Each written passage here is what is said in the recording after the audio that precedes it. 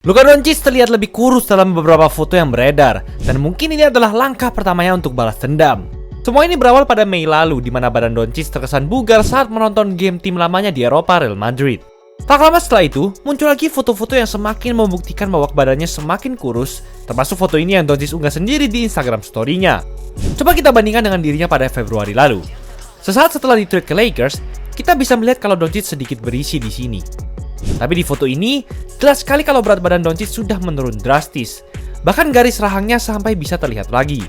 Tapi masih banyak hal yang lebih menarik lagi dibanding semua itu. Istri Doncic juga mulai menunjukkan kalau ia sering memberikan sayuran dan buah-buahan serta memasak makanan-makanan sehat untuk Doncic melalui Instagram story-nya. Sepertinya Doncic sedang menjalani program diet yang serius. Bahkan hanya 4 hari saja setelah Lakers tereliminasi, Doncic dikabarkan sudah pulang ke kampung halamannya dan langsung berfokus untuk melakukan conditioning dan transformasi badan tanpa memegang bola basket sekalipun. Tapi yang satu ini mungkin bakal jauh lebih mengejutkan kalian semua. Gak cuma kurusan, Doncic bahkan terlihat sangat berotot sampai dijadiin cover majalah kesehatan pria. Wow, ini gak main-main banget sih perubahan fisiknya.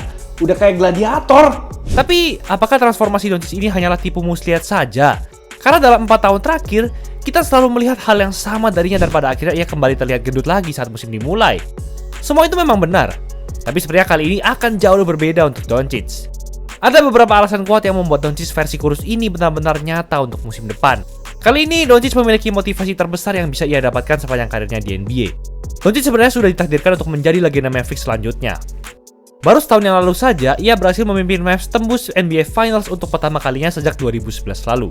Namun ternyata hal tersebut masih belum memuaskan di mata Mavs. Alih-alih melihat kesuksesan dan dominasi Doncic sepanjang playoff tahun lalu, mereka justru lebih khawatir terhadap kondisi badannya. Setelah menjuarai wilayah barat, Doncic ingin merayakan kemenangannya itu bersama ayahnya dengan minum bir. Tapi bir tersebut langsung diambil oleh Michael Finley, mantan pemain Mavs yang kini menjabat sebagai asisten general manager mereka. Doncic kemudian memberikan sejumlah tanda-tanda yang terkesan sangat buruk menurut manajemen Mavs, termasuk conditioningnya yang kurang. Penampilannya di lapangan mulai mengkhawatirkan untuk standarnya, dan pada akhirnya Doncic harus mengalami cedera kaki, yang menurut Mavs itu disebabkan oleh berat badan dan kebiasaan buruknya. Sehingga akhirnya Mavs merasa semua ini sudah cukup, dan secara mengejutkan memutuskan untuk men-trade Doncic ke LA Lakers. General Manager Mavs Nico Harrison tak berhenti menyinggung berat badan Doncic sebagai alasan kuat untuk trade ini. Saking kesalnya, Mavs sempat menyebut bahwa Doncic pada suatu waktu sempat memiliki berat badan hingga 270 pounds atau 122 kg. Itu merupakan berat badan yang umumnya dimiliki oleh seorang center. Tapi Doncic yang merupakan seorang guard secara tidak langsung dituduh obesitas oleh timnya sendiri. Hal tersebut membuat Doncic sangat patah hati. Bahkan Doncic sampai melempar dan merusak HP-nya setelah mendengar kabar mengejutkan itu. Ia merasa dihianati. Padahal Doncic sudah berkomitmen untuk tetap setia membela Mavs sampai akhir karirnya. Sama seperti Dirk Nowitzki pendahulunya. Doncic pun tidak punya pilihan lain selain membuktikan bahwa Mavs telah salah men-trade dirinya. Bersama Lakers, Doncic tetap bermain hebat dengan rataan 28,2 points, 8,1 rebounds, 7,5 assist, dan 1,6 steals per game. Ia berhasil membawa Lakers hingga menduduki peringkat ketiga di wilayah barat meskipun roster mereka nggak bagus-bagus amat. Dan saat Doncic kembali bermain di kandang Mavericks, ini yang dia lakukan. Mavericks fans, but there are a lot of Lakers fans here, and they're always on the road. As Doncic knocks down a three-pointer, and then everybody is locked in on the final five. Oh, Doncic locked in from the opening. Doncic steps back, puts it in. Oh, good Doncic. Doncic gets inside, reverse shot, rattles around and goes in. He's got 40. Doncic steps back, three-pointer. It's good, rattles it home. Doncic sambil menggila dengan 45 points, 8 rebounds, 6 assist, dan 4 steals melawan mantan timnya sendiri. Lakers pun menang dominan dengan skor akhir 112-97. Doncic dan Lakers memiliki momentum yang bagus memasuki playoff. Tapi yang terjadi setelah itu ternyata sungguh di luar ekspektasi mereka. Berhadapan dengan Minnesota Timberwolves di ronde pertama, performa Doncic memang tetap impresif dengan rata 30,2 points, 7 rebounds, dan 5,8 assist per game. Tapi di sisi lain, Doncic menunjukkan apa yang selama ini juga ditakuti oleh Mavs. Wolves berhasil menemukan titik kelemahan Doncic di sisi defense, sehingga akhirnya ia selalu dijadikan target oleh mereka di situ. Ini pun menjadi salah satu faktor yang membuat Lakers harus tereliminasi secara memalukan di playoff tahun ini. Bahkan pelatih Lakers JJ Redick sampai menyinggung hal ini setelah timnya harus pulang lebih awal. Musim ini tentu sangat tidak sesuai dengan harapan Doncic. Maka dari itu, ia bertekad untuk membalaskan dendamnya musim depan. Dan ternyata persiapannya tidak membutuhkan waktu yang cukup lama. Karena kita sudah bisa melihat segila apa transformasi badannya sejauh ini. Bayangkan saja bakal jadi sejago apa Doncic versi kurusan. Dengan badan yang berisi saja dia masih bisa bermain dominan, khususnya di sisi offense. Bahkan sebelum musim ini saja, Doncic sudah berhasil masuk ke dalam All-NBA First Team selama 5 musim beruntun, sempat mencetak 73 poin dalam 1 game, hingga menjadi salah satu kandidat kuat untuk menjadi MVP NBA. Dengan badan yang lebih kurus, Doncic mungkin bisa bermain jauh lebih agresif lagi, terlebih lagi di sisi defense, serta kemungkinannya untuk cedera bisa semakin berkurang. Tapi Doncic versi kurusan hanyalah satu hal. Lakers jelas-jelas belum memiliki roster yang kompeten sejauh ini.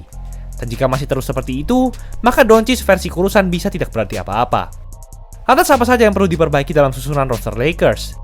Pertama, tentu saja Lakers membutuhkan pemain center yang lebih kompeten.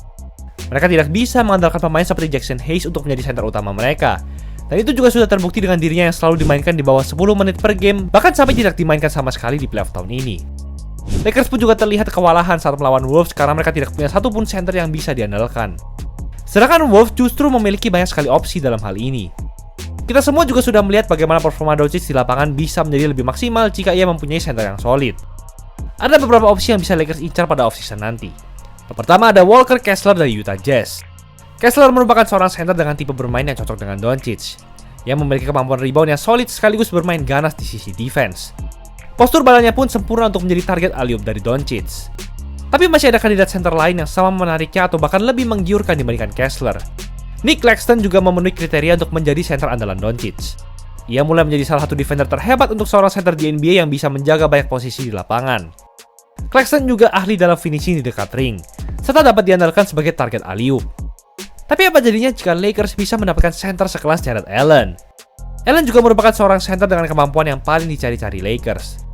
Terlebih lagi, ia sudah terbukti dapat bermain seperti seorang All-Star dan musim ini, ia berhasil mencatatkan akurasi field goal tertinggi di seluruh NBA, yaitu 70,6%. Namun untuk mendapatkan Allen, Lakers harus memberikan paket trade yang cukup beresiko, yaitu melibatkan Rui Hachimura, Dalton Knecht, first round pick atau mungkin juga Austin Reeves jika perlu. Tapi, masih ada satu center lagi yang paling ideal, dan ini adalah mantan rekan setim Doncic sendiri, yaitu Daniel Gafford. Mengambil pemain dari Memphis lagi tentu adalah langkah yang terlihat kocak. Tapi dengan adanya Anthony Davis dan kemungkinan besar Cooper Flex setelah NBA draft nanti, Mavs jadi semakin kelebihan pemain big man. Sedangkan pemain guard mereka tidak banyak. Apalagi Kyrie mungkin bakal absen sepanjang musim depan dengan cedera ACL-nya. Mereka bisa mendapatkan amunisi guard Lakers sebagai ganti Gafford. Selain center, Lakers juga harus mencari lebih banyak pemain wing, khususnya yang bisa shooting.